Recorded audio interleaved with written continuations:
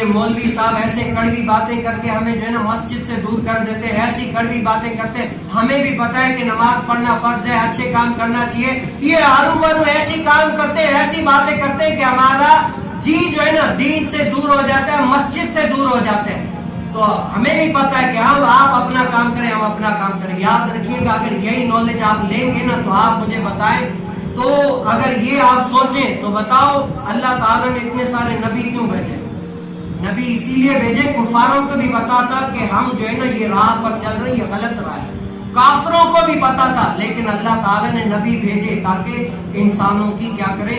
اصلاح کریں، سیدھے راہ پر چلیں، وہ اصلاح معاشرہ ایسا کرے تاکہ ان کو سیدھے راہ پر چلنے کا طریقہ آ جائے۔ پھر اللہ تعالیٰ نے نبیوں کو بھیجا، ولیوں کو بھیجا اتنے سارے تاکہ یہ سیدھی راہ پر چلے۔ اب دین پر ہم سوچتے نہیں، ہمیں پتا ہے، ہم کو بھائی پتا ہے، لیکن دین پر عمل کرنا ہمارے لیے یہ ہماری ذمہ داری ہے کہ ہم دین پر عمل بھی کریں اور لوگوں کو عمل کروائیں بھی، یہ ہماری ذمہ داری ہے۔ اور آدمی ذمہ داری دو وجہ سے پوری کرتا ہے۔ کتنی وجہ سے؟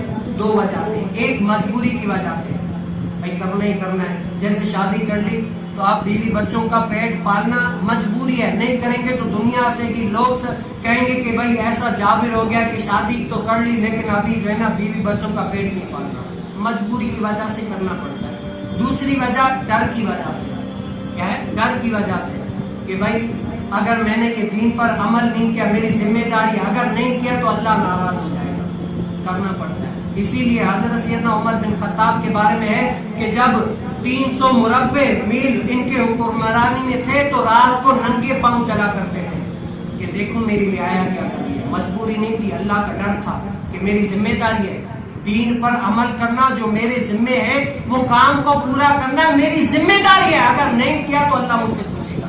ڈر کی وجہ سے یا مجبوری کی وجہ سے؟ آج میں اور آپ دیکھ لیں ہمیں کون سی چیز لائق ہے جو ہم دین پر عمل نہیں کرتے، کون سی ایسی چیز ہے جس سے وجہ سے ہم جو ہے نا دین سے دور ہیں؟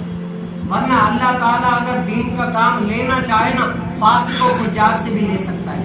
آپ کو پتا ہے مختار سقفی جس نے حضرت سیدنا امام حسین کے قاتلین کو، یزیدیوں کو ایک ایک کر کے مارا تھا، آخر کار کہتے ہیں کہ یزیدیوں کو مختار سقفی نے جیسے پیٹرول جڑ کے آگ دیتے ہیں ان کو آگ دے کر یعنی ذلت کی موت مار دیا۔ آخر میں کیا بدبخت نبوت کا دعویٰ کرتی ہے، اس ملعون سے بھی اللہ تعالیٰ نے کیا دین کا کام لے لیا۔